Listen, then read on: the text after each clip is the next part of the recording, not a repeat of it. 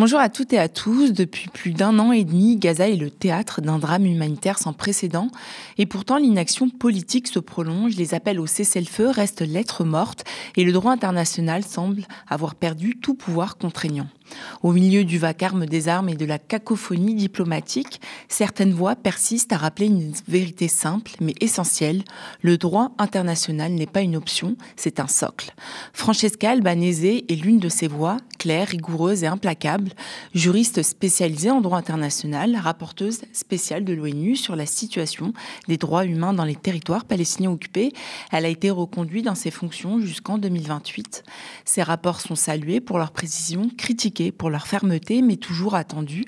Je l'ai rencontrée pour une interview. Nous avons parlé du droit international, du mot génocide, de la France, de l'Europe, des États-Unis et de ses marges de manœuvre à l'ONU. Depuis le 26 janvier 2024, la Cour internationale de justice a ordonné à Israël de prévenir tout acte pouvant relever du génocide à Gaza.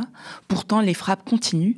Alors je lui ai demandé, le droit international est-il encore un rempart ou est-il devenu un privilège pour les puissants ? Oui, malheureusement, je pense qu'à ce moment, la réalité révèle que le droit international, c'est un instrument de protection de qui a le pouvoir.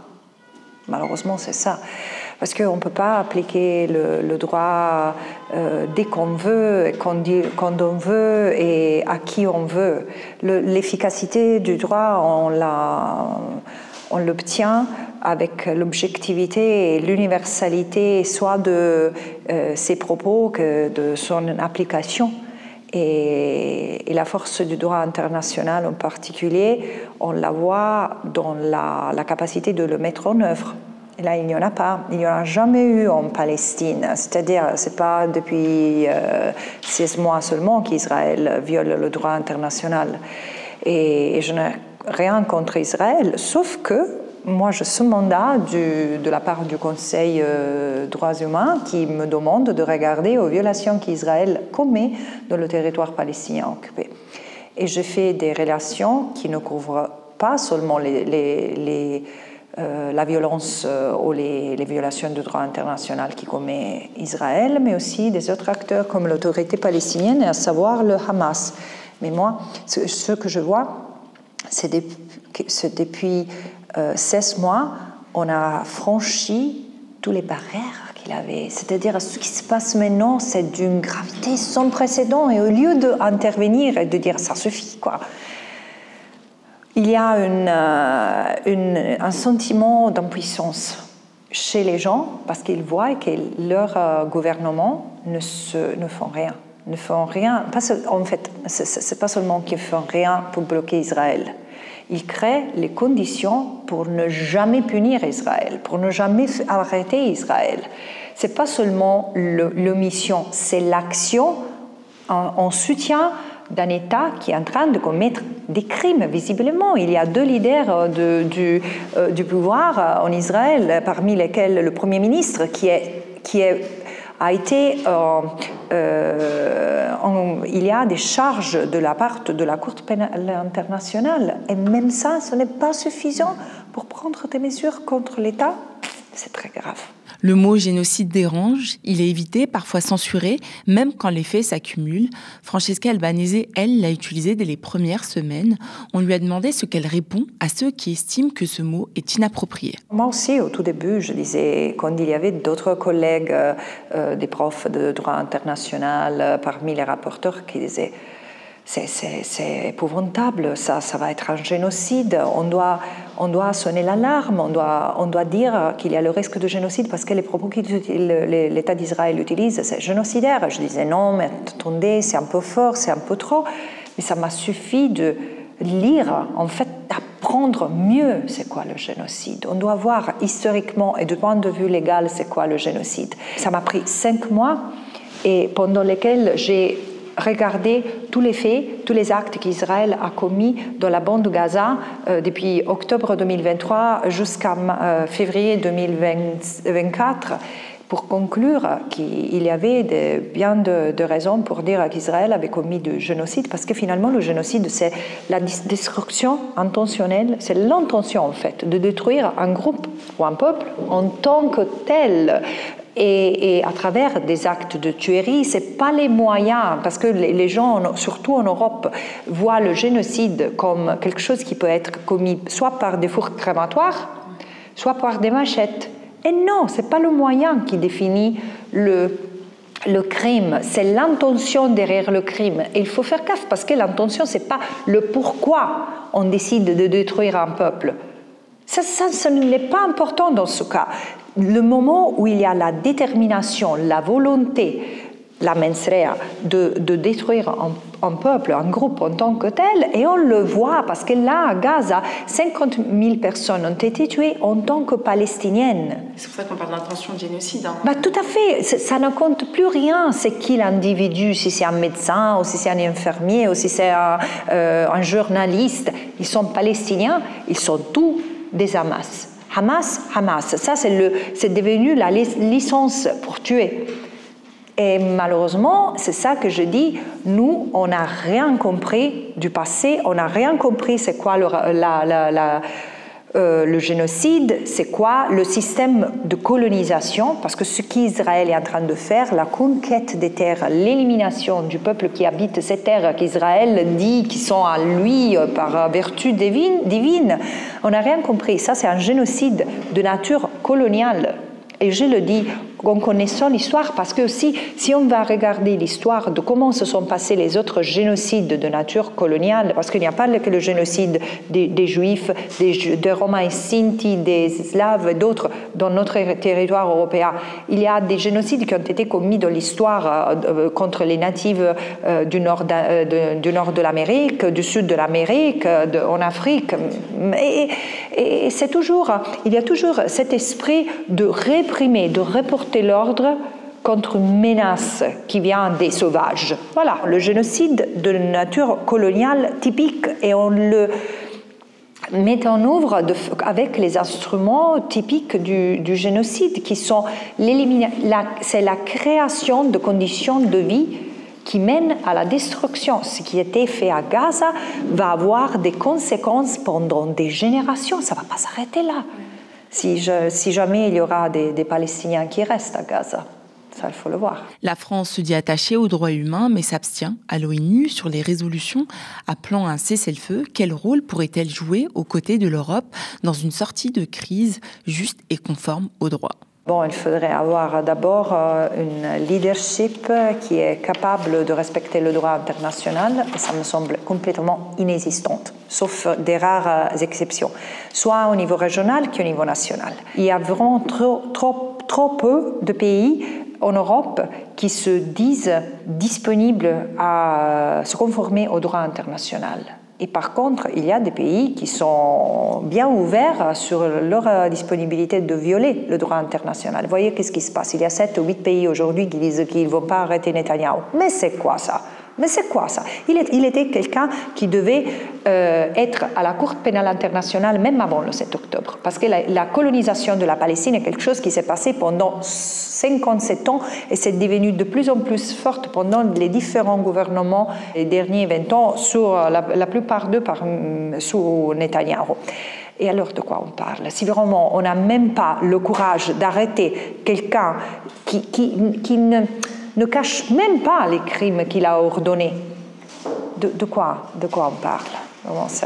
C'est une phase atroce pour l'histoire et le droit international. Le 19 juillet 2024, la Cour internationale de justice a rendu un avis consultatif déclarant que l'occupation par Israël des territoires palestiniens est illégale et doit cesser immédiatement. La CIJ a fixé une échéance le 18 septembre 2025 pour mettre fin au génocide. Ce cap est-il crédible? Car depuis cette décision, la situation sur le terrain ne montre pas de signe d'amélioration.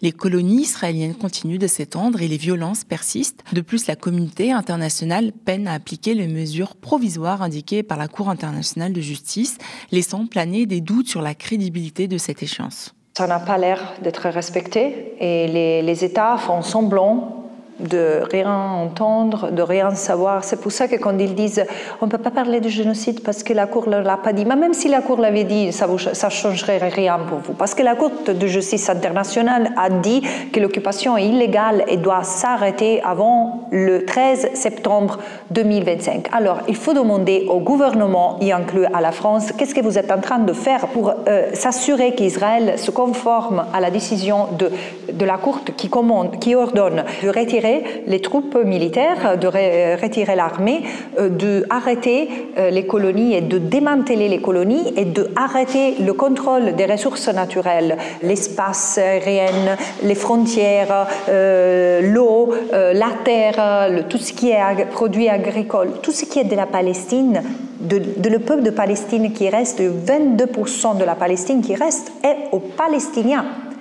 Et alors, qu'est-ce qu'on fait? Où sont les mesures contre Israël pour le faire conformer à cette opinion qui, voilà, commence maintenant, il ne reste que 6 mois pour s'y conformer. Quelles sont les mesures que la France, par exemple, prend vis-à-vis de ces citoyens qui habitent dans les colonies?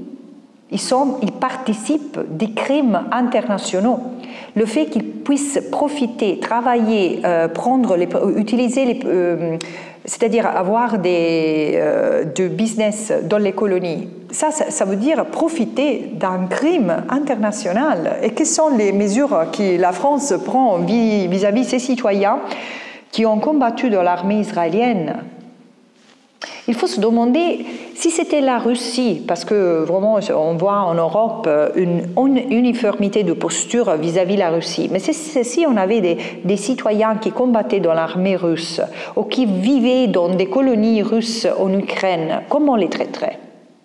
Et c'est ça, c'est les doubles standards qui ont créé une fracture difficile à saner, à réparer dans notre système international. Malgré les violations du droit international, les États-Unis continuent de fournir des armes à Israël. Depuis le début du conflit à Gaza en octobre 2023, les États-Unis ont considérablement augmenté leur aide militaire à Israël. En août 2024, l'administration Biden a approuvé une vente d'armes de 20 milliards de dollars à Israël. Le mois suivant, c'est une aide supplémentaire de 8,7 milliards de dollars qui a été sécurisée. Elle inclut 3,5 milliards pour des achats militaires essentiels et 5,2 milliards pour des systèmes de défense aérienne comme le dôme de fer. Cette augmentation massive de l'aide a suscité des débats au sein du Congrès américain. En novembre 2024, le Sénat a rejeté une résolution visant à bloquer une vente d'armes de 20 milliards de dollars à Israël. À côté, de plus en plus d'Américains remettent en question ce soutien. Peut-on imaginer un embargo, une remise en cause réelle? On l'écoute. Oui, j'ai l'impression que ce que l'administration Trump est en train de faire, c'est d'accélérer la normalisation de la colonisation, de la phase finale de la colonisation de la Palestine. Parce qu'en fait, il a été capable, depuis qu'il est arrivé, retourné au pouvoir, le nouveau président des États-Unis, chaque matin, nous a fait réveiller avec une nouvelle prise de position douteuse qui nous a confondus, qui disait, oh, mais par exemple, sur Gaza, il a dit on va la transformer dans la riviera de la Méditerranée. On va la dépeupler, on va dire aux Palestiniens où aller. Ils sont en train vraiment de chercher l'Égypte, la Jordanie, le Soudan, mais la Somalie. Et c'est clair qu'il n'y a vraiment aucun État membre qui veut contribuer au dépeuplement forcé de ce qui reste de la Palestine.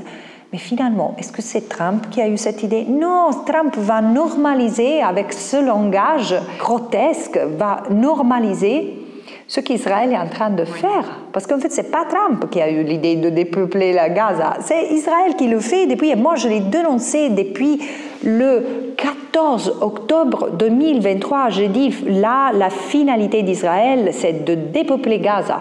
Une semaine après, le 7 octobre, je disais, ça, c'est l'intention d'Israël. Et c'est vrai. C'est vrai. Alors comment je le sais? Parce que je sais que quand il y a une guerre, Israël en profite pour dépeupler la région, pour détruire tout ce que les Palestiniens ont laissé derrière et les empêcher de revenir. Et entre-temps, on tue tout ce qui s'oppose à ce dessein. Ils l'ont fait pendant le 1947-49 Et après, on a vidé la Palestine petit à petit. Après le 1949, tout le Negev a été vidé pendant les 10 ans successifs. Et aussi, en 1967, on a chassé. Il n'y avait pas seulement les 750 000 qui ont été déplacés, qui sont devenus des réfugiés le 1947-49, mais aussi les 350 000 Palestiniens qui ont été chassés de Gaza, la Cisjordanie et Jérusalem-Est le 1967. Voilà, c'est continu. Il y a un dépeuplement forcé qui est continu et il y a des moments où il y a des accélérations, comme le 47, le 67 et maintenant. Francesca Albanese, rapporteuse spéciale de l'ONU sur les territoires palestiniens occupés, est souvent accusée d'aller trop loin, mais ses rapports s'appuient toujours sur le droit international. Son mandat vient d'être donc renouvelé jusqu'en 2028, et ce, malgré une opposition significative de la part de groupes pro-israéliens et de certains États membres. Des accusations d'antisémitisme ont été portées contre elle, bien qu'aucune preuve concrète n'ait été présentée. Le Conseil des droits de l'homme de l'ONU a néanmoins confirmé sa reconduction, soulignant l'importance de son travail dans le contexte actuel. Et si elle avait carte blanche à l'ONU, que ferait-elle ? J'ai mon indépendance qui est une carte blanche, bien sûr. J'ai le code de conduite des relateurs spéciaux des Nations Unies, qui évidemment j'ai respecté, sinon ils ne m'auraient jamais renouvelé le mandat. Mais je veux aussi dire aux gens qu'il y a eu aucun vote des Nations Unies sur mon mandat parce que personne n'avait envie de me chasser du système. Parce que finalement, ils savent que le système a aussi besoin d'un moment de rigueur. D'un moment de rigueur, même si les États membres, je suis sûre que les États membres européens ne me supportent plus parce que je les mets devant un miroir. Ils savent que je dis la vérité, c'est pour ça qu'ils utilisent toutes sortes d'insultes par la diplomatie française, allemande, les Hollandais aussi. Mais pourquoi ? Parce que toutefois que je parle à leur peuple, je donne ces éléments de connaissance, les faits et le système juridique qu'ils sont en train de violer. Je les mets devant un miroir et sont forcés de se regarder dans toute l'impuissance qu'ils contribuent à former au sein du système Nations Unies. Et c'est pour ça qu'ils ne me supportent pas trop, mais moi je vais continuer à faire ce que je dois faire, parler des faits et du droit international. Ce n'est pas franchement une promenade de santé. Mais voilà, je pense que chacun de nous doit faire son devoir et là, on est face à l'histoire. Ce n'est pas une carte blanche, c'est une responsabilité énorme que je vais bien sûr délivrer au mieux de ma compétence et de ma connaissance. Voilà. Merci beaucoup, Francesca. Merci à vous. Merci. Pour conclure, alors que les décisions judiciaires internationales s'accumulent et que les débats politiques font rage, la situation sur le terrain à Gaza demeure tragique. Les aides militaires continuent, les débats juridiques et les pressions politiques internationales semblent souvent déconnectés des réalités vécues par les civils palestiniens. Le droit est invoqué mais rarement appliqué. L'ONU dénonce mais reste impuissante. Les États condamnent mais agissent très peu. Francesca Albanese, par son engagement et sa persévérance, rappelle à la communauté internationale l'urgence d'agir concrètement pour mettre fin à cette crise humanitaire.